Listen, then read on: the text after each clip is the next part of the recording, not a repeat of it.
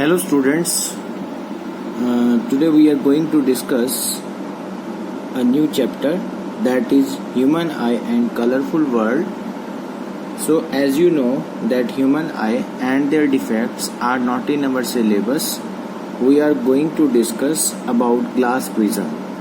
So as you know that glass prism is shown as in the form of triangle, which we can see here, that is A, B and C. इसमें हम ये देखेंगे कि A, B, C जो एक glass prism है, वो glass prism actual में होता कैसा है, कैसा दिखता है. तो देखिए उसके बारे में डिस्कस करते हैं. तो देखिए इस तरीके का ग्लास प्रिज्म होता है. अगर हम एक्चुअल में बात करें तो ये इसके अंदर इसके दो फेसेस रहेंगे.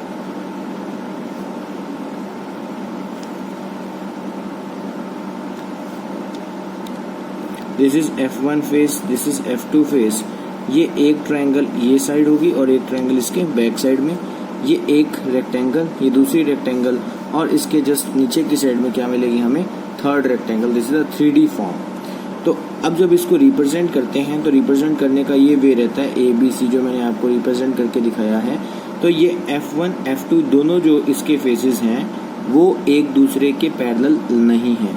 आपने देखा था कि ग्लास प्रिज्म के अंदर अगर हम देखें, ये देखिए ग्लास प्रिज्म है जैसे, तो ग्लास प्रिज्म के अंदर ये दोनों फेसेस, ये AB और CD दोनों जो हैं फेसेस एक दूसरे के क्या हैं, पैरेलल हैं. बट F1, F2 प्रिज्म के अंदर कभी भी पैरेलल नहीं होते. ठीक है, इसको हम डिनोट किससे करते हैं, इससे, किससे, एक ट्रायंगल से. अब बोलते हैं कि जो दो फेसेस F1 और F2 जो दो फेसेस हैं उनके बीच वाले एंगल को, जो उनके बीच में एंगल बनता है, उस एंगल का नाम क्या है. क्योंकि देखिए F1 face, F2 face, this is the angle. इस एंगल को, एंगल का नाम क्या है, एंगल BAC. इसको बोलते हैं एंगल ऑफ प्रिज्म. इसको हम क्या बोलेंगे, एंगल ऑफ प्रिज्म. जो दो अपोजिट फेसेस के बीच में बनता है उस एंगल को बोलते हैं एंगल ऑफ प्रिज्म. तो अब देखिए क्या होता है, इसमें भी वही सेम प्रोसेस हम यूज करेंगे जो हमने पहले इंसिडेंट रे, रिफ्लेक्टेड रे के बारे में पढ़ा है, लाइट रिफ्लेक्शन के बारे में पढ़ा है.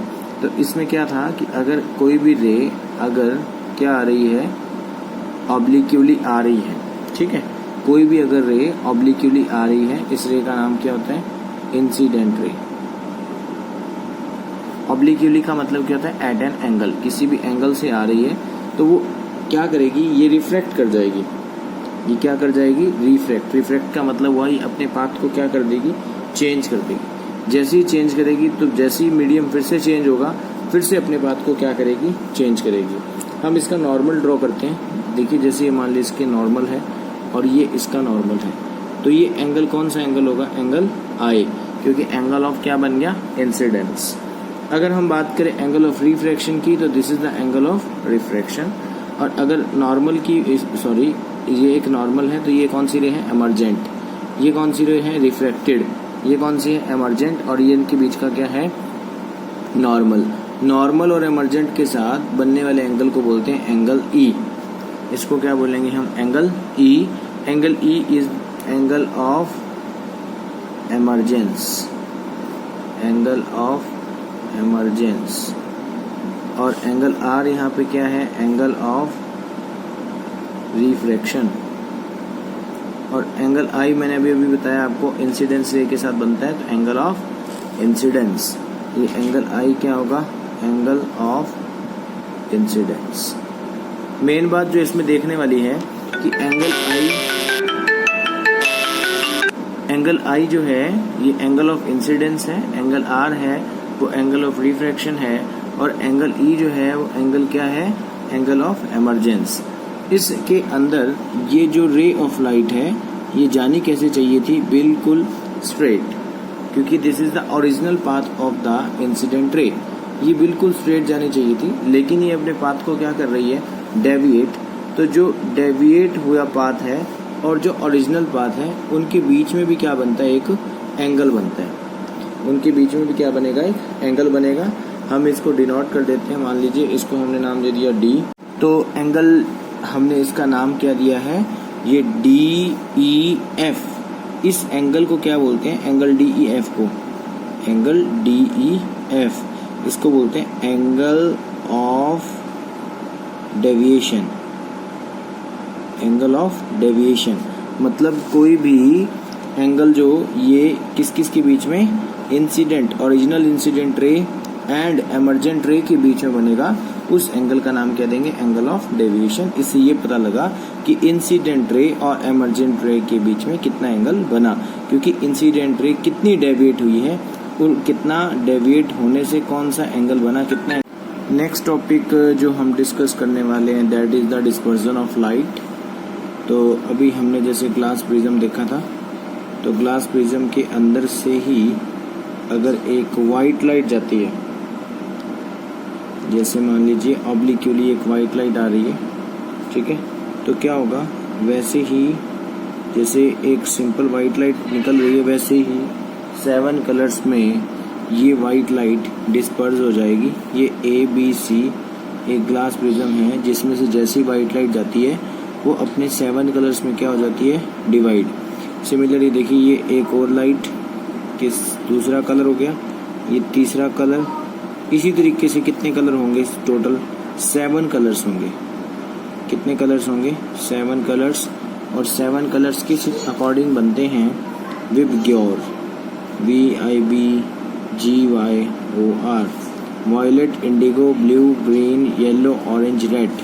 वायलेट की जो है वो वेवलेंथ सबसे लीस्ट है, लीस्ट वेवलेंथ, ठीक है, और रेड की सबसे हाई वेवलेंथ। देखो अब क्या है इसके अंदर कि जो 7 कलर्स में डिवाइड हुई है वाइट लाइट, 7 कलर्स कौन कौन से, विबग्योर के अंदर जो डिवाइड हुई है।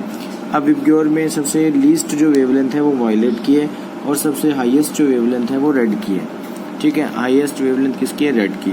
तो जिसकी वेवलेंथ को लैम्डा से ऐसे रिप्रेजेंट करेंगे, लैम्डा से, जिसकी सबसे हाईएस्ट वेवलेंथ होगी उसकी बेंडिंग उतनी ही क्या होगी, कम, और जिसकी वेवलेंथ लेस होगी उसकी बेंडिंग क्या होगी, मोर।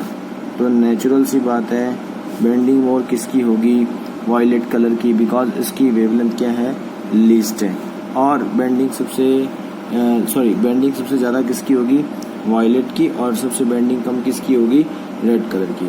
तो ये फिनोमिना जो है, जो वाइट कलर की लाइट है वो 7 कलर्स में डिवाइड हो जाती है थ्रू ग्लास प्रिज्म। आपने इस तरीके से ये शो करने हैं, एरो लगाने हैं, ताकि ये पता लग सके कि जो लाइट है वो 7 कलर्स में डिवाइड हो रही है, 1 2 3 4 5 6, ठीक है। इसी तरीके से जैसे एक और लाइट 7 कलर्स ही टोटल बन चुके हैं, तो 7 कलर्स में सबसे ज़्यादा बेंडिंग हुई है वायलेट की, सबसे कम बेंडिंग किसकी हुई है, रेड कलर की हुई है। इसी फिनोमिना का जो नाम है that is the dispersion, white light से 7 कलर में डिवाइड हो जाना with the help of a prism. लेकिन इस 7 कलर को अगर हम किसी वाइट स्क्रीन पर ऑब्टेन करते हैं तो उस फिनोमिना को बोलते हैं हम स्पेक्ट्रम। क्या बोलते हैं इसको, स्पेक्ट्रम। इसी 7 कलर को वाइट स्क्रीन पर ऑब्टेन करना क्या कहलाएगा, स्पेक्ट्रम कहलाएगा, ठीक है। अब देखिए ये तो हो गया कि 7 कलर्स जो हैं वो इसके अंदर ये वाइट लाइट जो डिवाइड हो गई। लेकिन अगर मान लो इसी के साथ 7 कलर्स में ही अगर हम एक इन्वर्टेड प्रिज्म रख देते तो क्या होता, तो बहुत ही सिंपल सी बात है। देखो अगर मान लो मैं बात करूं 7 कलर्स की, ये वाइट लाइट 7 कलर्स में डिवाइड होगी, ठीक है। तो अब देखिए ये जो लाइट है फिर बाहर जैसे ही निकलेगी फिर से क्या होगी, रिफ्रैक्ट होगी इस तरीके से। लेकिन जब एक इन्वर्टेड प्रिज्म को इसके साथ लगा देंगे, ये क्या है, एक इन्वर्टेड प्रिज्म, जैसे ये वाइट लाइट के जो 7 कलर्स हैं ये इसके साथ जा कर के टकराएंगे, फिर से क्या होगी, रिफ्रैक्शन, और रिफ्रैक्शन होकर के वापस कहाँ मिलेगा, ये एक ही पॉइंट पर, और यहाँ से क्या बाहर निकलेगी, वाइट लाइट। तो रिकॉम्बिनेशन हो जाता है फिर से 7 कलर्स का। वाइट लाइट की तो क्या होती है, यहाँ पे एंट्री होती है, और अगेन वापस क्या निकलता है, वाइट लाइट ही बाहर निकलती है ड्यू टू द रिकॉम्बिनेशन। ठीक है, A B C, this is the prism and this is the inverted prism. Inverted prism को रखते ही क्या होगा कि ऑटोमेटिकली इन वाइट लाइट को सेवन कलर्स को किस में अगेन कन्वर्ट कर देगा, वापस वाइट लाइट में ही कन्वर्ट कर देगा। तो ये क्या कॉन्सेप्ट है आपका, combination of spectrum colours to give the white light. Next हम बात करते हैं, नेक्स्ट टॉपिक की जो हम बात करने वाले हैं that is the rainbow formation. Rainbow कब बनता है, जब बारिश आती है तब रेनबो बनता है और सनलाइट जो है उसकी प्रेजेंस होने भी जरूरी है। ठीक है, अब देखिए जिस तरफ से ऑब्जर्वर रेनबो को देख रहा है तो ऑब्जर्वर के बैक साइड में क्या होना चाहिए, सन होना चाहिए। या हम दूसरी लैंग्वेज में ये भी कह सकते हैं कि अगर मान लो जिस डायरेक्शन में रेनबो बन रहा है उसकी अपोजिट डायरेक्शन में क्या होगा, सन होगा। तो सन की अपोजिट डायरेक्शन में रेनबो बनेगा। और दूसरी बात तब बनेगा जब क्या बन आएगी, रेन आएगी। तो उस केस में जो ये रेन ड्रॉप है, ये this is the rain drop, ये एक्ट एज अ प्रिज्म। ये जो रेन ड्रॉप है वो प्रिज्म की एक तरह एक्ट करती है। तो यहाँ से जो सन है, इस सन से सनलाइट आ रही है, ये वाइट कलर की लाइट इसमें एंटर कर रही है। जैसे ही वाइट कलर की लाइट इसमें एंट्री करती है, ये जो वाइट लाइट है वो 7 कलर्स में डिवाइड हो जाती है। इस डिवाइड होने के फिनोमिना को हम क्या बोलेंगे, सबसे पहले तो क्या हुआ इसके अंदर, रिफ्रैक्शन, क्योंकि इसने अपने पाथ को क्या कर लिया, चेंज, अंदर आने के जस्ट बाद। फिर 7 कलर्स में डिवाइड होना क्या कहलाएगा, डिस्पर्जन। डिस्पर्जन के बाद अब देखिए ये क्या है, टोटल इंटरनल रिफ्लेक्शन। देखिए अभी अभी हमने जस्ट बात की थी, रिफ्लेक्शन तो पाथ को डेविएट करने को बोलते हैं, डिस्पर्जन जो है वो 7 कलर्स में डिवाइडेशन को बोलते हैं। वाइट लाइट का 7 कलर में क्या हो जाना, डिवाइड हो जाना, डिस्पर्जन कहलाएगा। अब ये रेन ड्रॉप जो है वो प्रिज्म की तरह काम कर रही है। और एक और फिनोमेना है जिसका नाम है टोटल इंटरनल रिफ्लेक्शन, और जिसके बाद फिर से क्या यहाँ पे हो रहा है, रिफ्रैक्शन।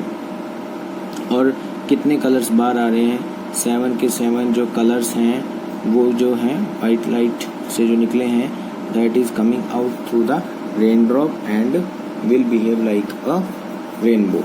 तो इसके अंदर क्या फिनोमिना है, सबसे पहले तो जो वाइट लाइट है वो रिफ्लेक्शन करेगी और डिस्पर्जन करेगी। डिस्पर्जन के बाद टोटल इंटरनल रिफ्लेक्शन होगा। अब टोटल इंटरनल रिफ्लेक्शन किसको बोलते हैं उसके बारे में डिस्कस करते हैं। जैसे मान लीजिए 2 मीडियम्स हैं हमारे पास, एक रेयर मीडियम है और एक डेंसर मीडियम है। आपको भी पता है कि जब रे ऑफ लाइट एक मीडियम से दूसरे मीडियम में जाती है तो क्या होगा, ऑटोमेटिकली वो अपने पाथ को क्या कर लेगी, चेंज कर लेगी।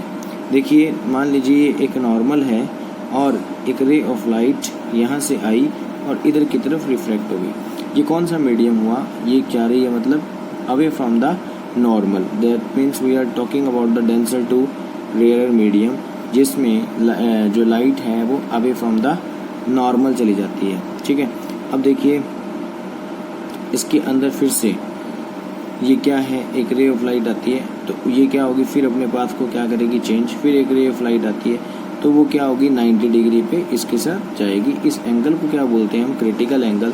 जब ये क्रिटिकल एंगल से क्या जाएगी, जो देखो क्रिटिकल एंगल से ये एक्सीड करेगी तो उस केस में रिफ्रैक्शन की जगह क्या हो जाएगा, रिफ्लेक्शन। तो यहाँ से रिफ्रैक्शन ना होकर के बल्कि इसका क्या हो गया, रिफ्लेक्शन। रिफ्लेक्शन होने को ही क्या बोलते हैं, इसको टोटल इंटरनल रिफ्लेक्शन। मतलब होना तो क्या चाहिए था, रिफ्रैक्शन, बट अगर क्रिटिकल एंगल से ज़्यादा का एंगल बन जाता है उस केस में हम ये बोलेंगे कि रिफ्रैक्शन नहीं बल्कि क्या होगा, रिफ्लेक्शन।